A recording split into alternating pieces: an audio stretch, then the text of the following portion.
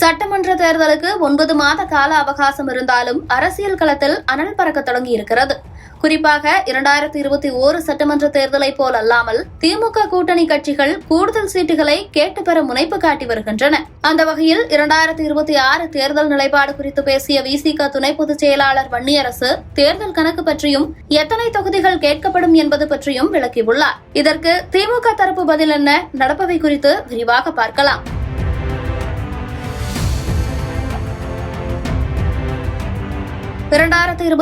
சட்டமன்ற தேர்தலை பொறுத்தவரையில் தற்போதைய நிலவரப்படி 4 முனை போட்டியே நிலவுகிறது. திமுக கூட்டணி, அதிமுக கூட்டணி, நாம் தமிழர் மற்றும் தாவேகா என்று களம் 4 துருவ போட்டியாக இருக்கிறது. இதில் 2019ஆம் ஆண்டிலேயே வலுவான திமுக கூட்டணி 2021 தேர்தலில் வெற்றி பெற்றது. கூட்டணி கட்சிகளான காங்கிரசுக்கு 25 தொகுதிகளும், சிபிஐ, சிபிஎம், மதிமுக மற்றும் விசிகாவுக்கு தலா 6 தொகுதிகளும் வழங்கப்பட்டது. இதில் விசிக 4 தொகுதிகளிலும், சிபிஎம், சிபிஐ தலா 2 தொகுதிகளிலும் வெற்றி பெற்றன. மற்ற கட்சிகளுக்கு சொற்ப அளவிலேயே தொகுதிகள் வழங்கப்பட்டது. இந்த நிலையில்தான் 2026 தேர்தலின் போது கூட்டணி தலைமையான திமுகவிடம் கூடுதல் தொகுதிகள் கேட்டுப் பெறுவோம் என்ற நிலைப்பாட்டில் விசிகாவும் சிபிஎம் கட்சிகளும் இருக்கின்றன. புதிய தலைமுறைக்கு நேர்காணல் கொடுத்த விசிக துணை பொதுச் செயலாளர் வன்னியரசு இது தொடர்பாக முக்கிய விடயங்களை கூறியிருக்கிறார். 2021ஆம் ஆண்டு கூட்டணியில் தொடர்ந்தாலும் குறைந்த இடங்களை பெற்று அதில் போட்டியிட்டது வருத்தம்தான் என்று கூறிய வன்னியரசு எதிர்வரும் தேர்தல்களில் கூடுதலாக சீட்டுகளை கேட்டுப் பெறுவோம் என்று கூறியிருக்கிறார். எத்தனை தொகுதிகள் வரை கேட்க வாய்ப்புள்ளது என்ற கேள்விக்கு 50 தொகுதிகளில் கூட போட்டியிட ஆசை இருக்கிறது. எங்கள் தொண்டர்களுக்கு கூடுதல் இடங்களில் போட்டியிட வேண்டும் என்பதே விருப்பம். கட்சியின் தலைவர் திருமாவளவன் எடுக்கும் முடிவே இறுதியானது. காலம் இருக்கிறது, பார்ப்போம் என்று கூறியிருக்கிறார். திமுக கூட்டணியில் கடந்த தேர்தலில் அதிகபட்சமாக காங்கிரசுக்கே 25 தொகுதிகள் வழங்கப்பட்டன.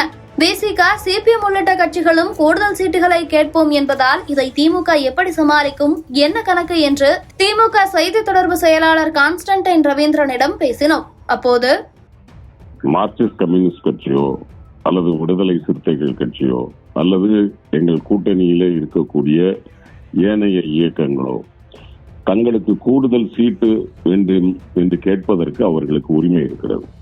அதில் எந்த தவறும் இல்லை. ஆனால் இருப்பது 234 தான் என்பது எல்லோரும் ஞாபகத்தில் வைத்துக் கொள்ள வேண்டிய கட்டாயம் இருக்கிறது.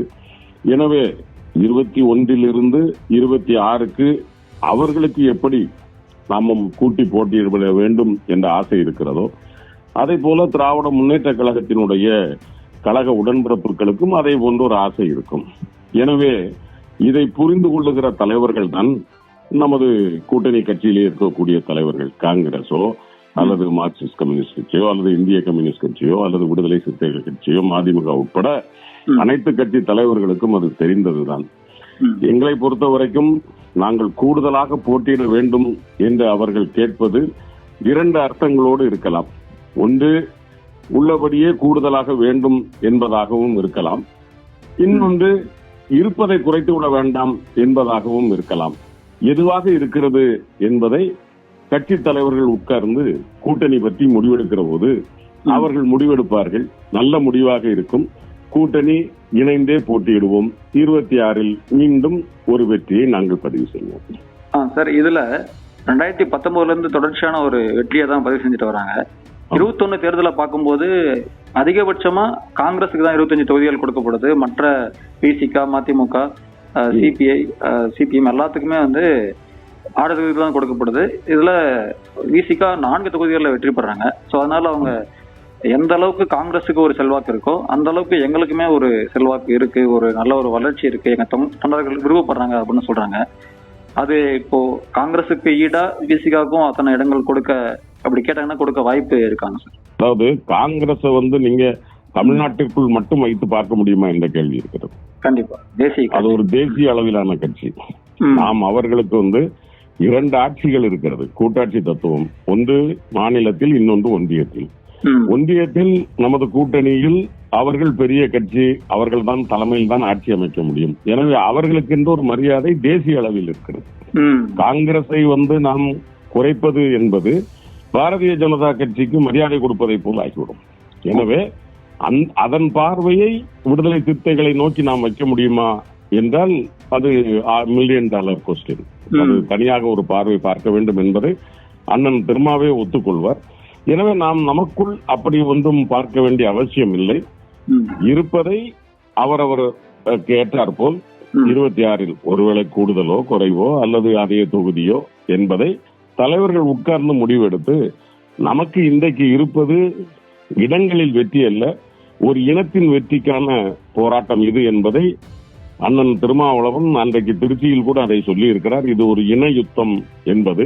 எனவே அந்த இன யுத்தத்தை நோக்கிய அந்த யுத்தத்தில் நாம் வெற்றி பெற வேண்டும் என்பதுதான் முக்கியமாக இருக்க வேண்டுமே தவிர, நமக்குள்ளே நீங்கள் அதிகம், நான் அதிகம், நான் குறைவு, நீ குறைவு என்பதை நாம் முன்னிறுத்த வேண்டிய அவசியம் இல்லை என்பது எல்லா தலைவர்களும் புரிந்து கொண்ட ஒன்றுதான்.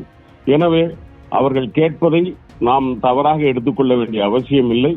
அதே போன்று கூட்டணி முடிவாகிற போது தலைவர் கொடுப்பதையும் அவர்கள் தவறாக எடுத்துக்கொள்ள மாட்டார்கள். இந்த கூட்டணி நிச்சயமாக அந்த யுத்தத்தில் இனத்திற்கு எதிரானவர்களை எதிர்த்து போட்டியிடுகிற இந்த இன யுத்தத்தில் நாம் வெற்றி பெற வேண்டும் என்பதே தலைவர்களின் நோக்கமாக இருக்கும் என்று நான் நம்புகிறேன்.